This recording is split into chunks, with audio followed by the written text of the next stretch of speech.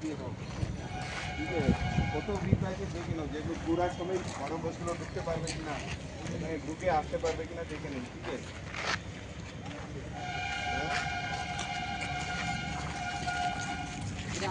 আছে, এখানে কি কাজ বাকি আছে বলুন স্যার?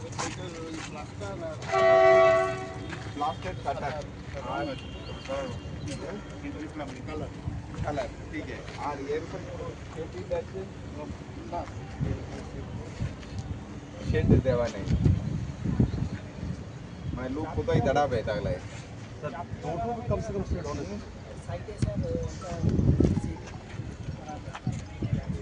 কোনটা शेड? বছর আমাদের একটা বিল্ডিং হবে, ওইটার জন্য শুধু চারটে রুম ওয়েটিং এ। মানে ওটা কি এর মধ্যে আছে?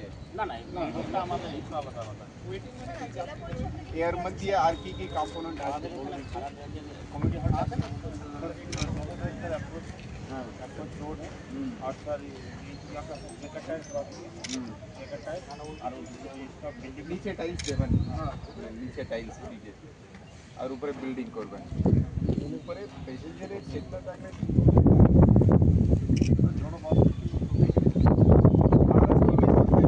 এখানে না থাকলে, এখানে না থাকলে এখানে মানে ধরুন এখানে তো আপনারা এটা তো দাঁড়িয়ে থাকবে লোক, এখানে তো লোক দাঁড়িয়ে থাকে বসে আসবে, এখানে উপরে একটু সেট দেওয়ার মতো ব্যবস্থা করতে হবে, মানে করে যেরকম বাস স্ট্যান্ডগুলোতে থাকে, মানে তাহলে বর্ষাকালে কি করে লোক এসে দাঁড়াবে, নাহলে ইউজ হবে না।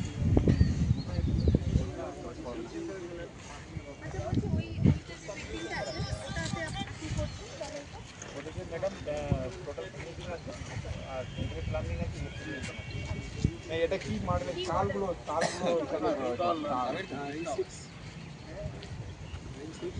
আর একটাই যেটা যারা ম্যানেজ করছে তাদের অফিস মতো তো একটা জায়গায় লাগবে, যারা